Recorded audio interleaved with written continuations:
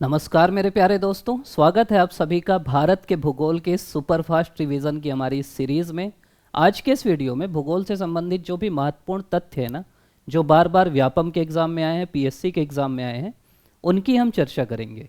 अगर आपके पास समय कम है तो पीडीएफ आप टेलीग्राम चैनल से डाउनलोड कर लीजिएगा और वो पढ़ लीजिएगा। तो ये केवल हम लोग तथ्य जो सबसे महत्वपूर्ण है उनकी चर्चा करेंगे। छोटा सा वीडियो होगा, लेकिन अगर आपके एग्ज़ाम को कुछ दिन बचे हैं तो ज़रूर इसको देख के जाइएगा, हो सकता है 2-3 सवाल यहीं से फंस जाएं। सबसे पहला फैक्ट जो है, और ये आपको पता रहना चाहिए, अगर आप भूगोल कोई भी एग्ज़ाम दिला रहे तो भूगोल में ये तो आपको पता ही रहना चाहिए, बाकी आपको पता रहे ना रहे।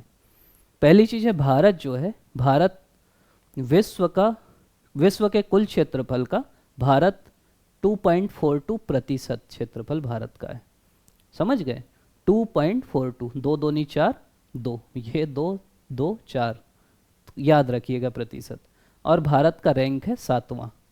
अगर जनसंख्या की बात करें तो उसमें तो हम लोग 17.5% हैं, अभी दूसरा रैंक है। चीन को हम लोग जल्दी पीछे छोड़ने वाले हैं। अगर हमारा सबसे बड़े ग्लेशियर की बात करें तो वो है सियाचिन ग्लेशियर, जो लद्दाख में है।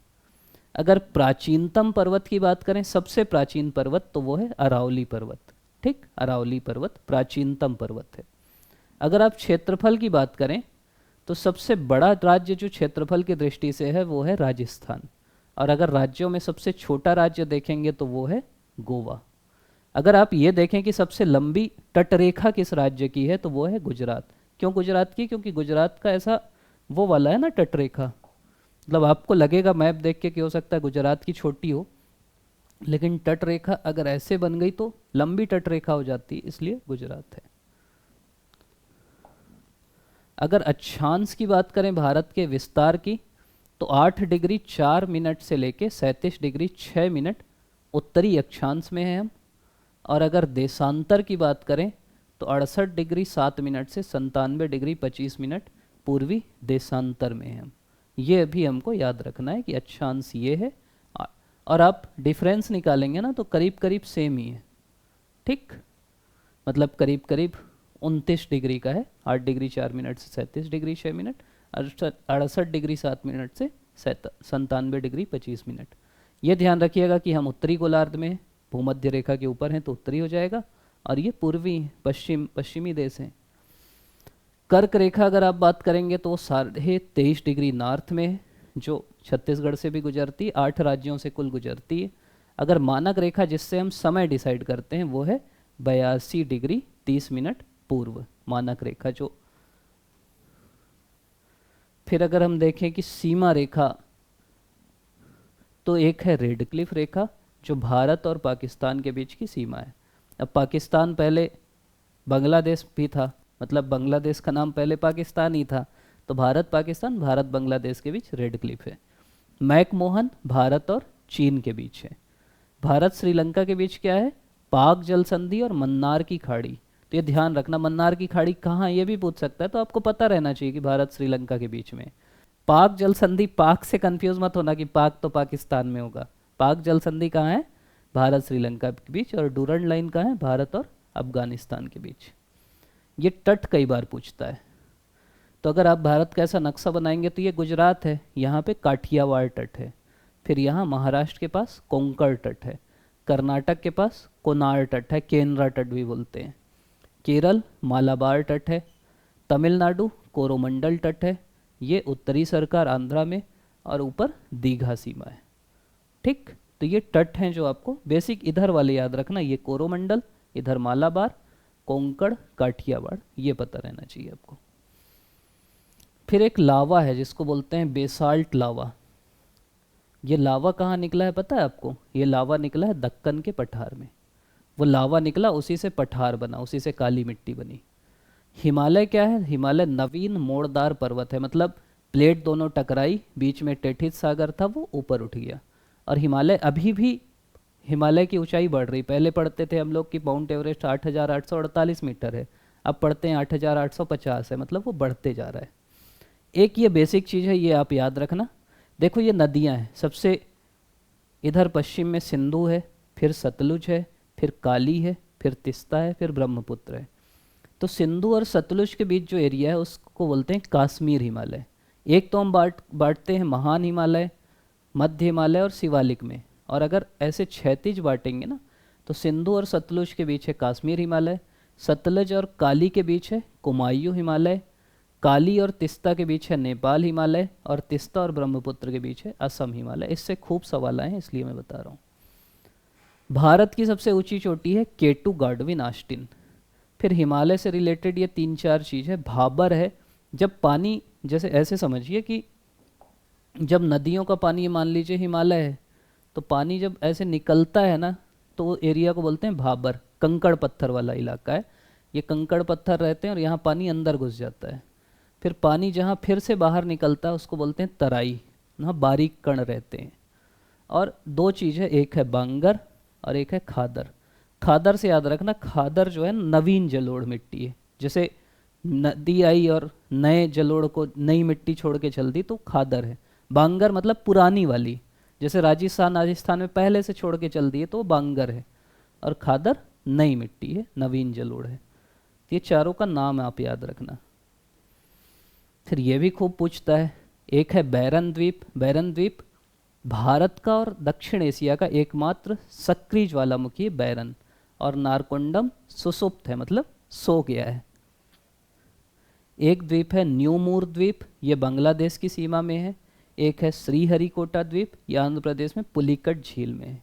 यहाँ से कुछ कुछ परीक्षण भी करते हैं हम लोग कभी कभी। लक्षद्वीप ऐसा द्वीप है जो प्रवाल भित्ति से बना है। फिर ना ये पहाड़ हैं, ये भी ध्यान रखिएगा।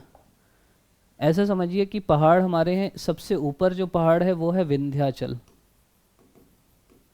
फिर नदी बही बीच में, उस नदी का नाम है नर्मदा, ठीक। फिर पहाड़ है, उसका नाम है सतपुड़ा। फिर नदी बही, उसका नाम है ताप्ती।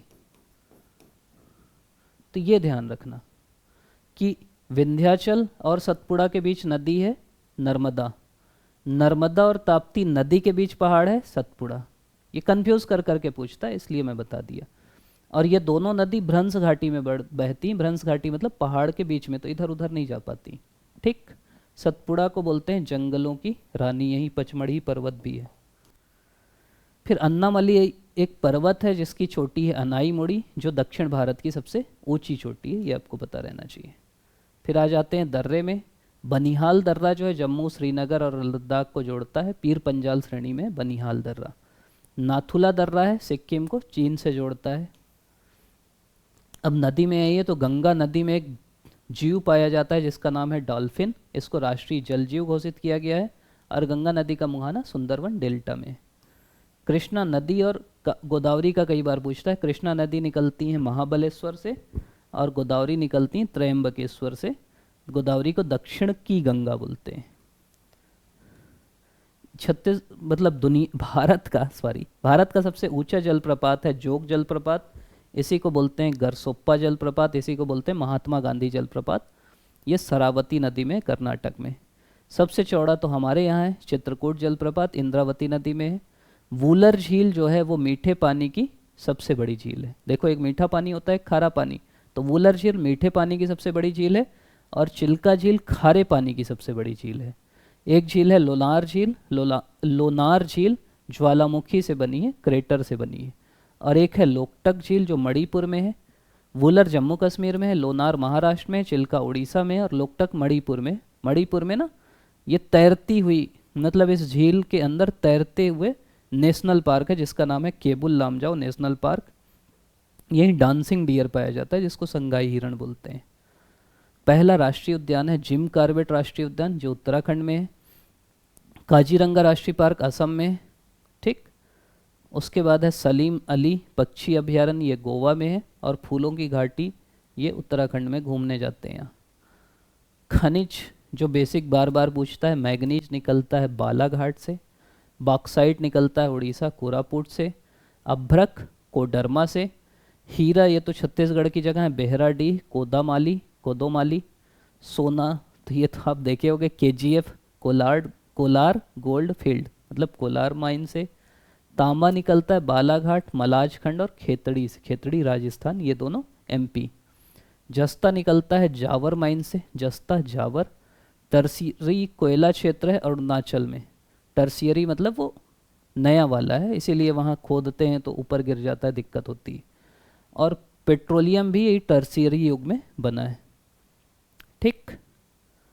लोहा को कहा जाता है आधारभूत उद्योग। आधारभूत मतलब उससे फिर बाकी चीज़ें बनती हैं, समझ रहे हैं? आधारभूत उद्योग मतलब वो बना ली, अब लोहा से जो सामान बना उससे बाकी चीज़ बनी। सेकेंड 5 ईयर प्लान में यही आधारभूत उद्योग लगे। भिलाई स्टील प्लांट लोहा का रूस के सहयोग से बना। दुर्गापुर स्टील प्लांट पश्चिम बंगाल में ब्रिटेन के सहयोग से बना। और राउरकेला जो उड़ीसा में है वो जर्मनी के सहयोग से बना। फिर थर्ड 5 ईयर प्लान में बोकारो स्टील प्लांट रूस के सहयोग से बना। बिजली उद्योग में आप माइका का प्रयोग करते हो। और रेल डिब्बे बनाने का कारखाना है पेराम्बूर में जो तमिलनाडु में है।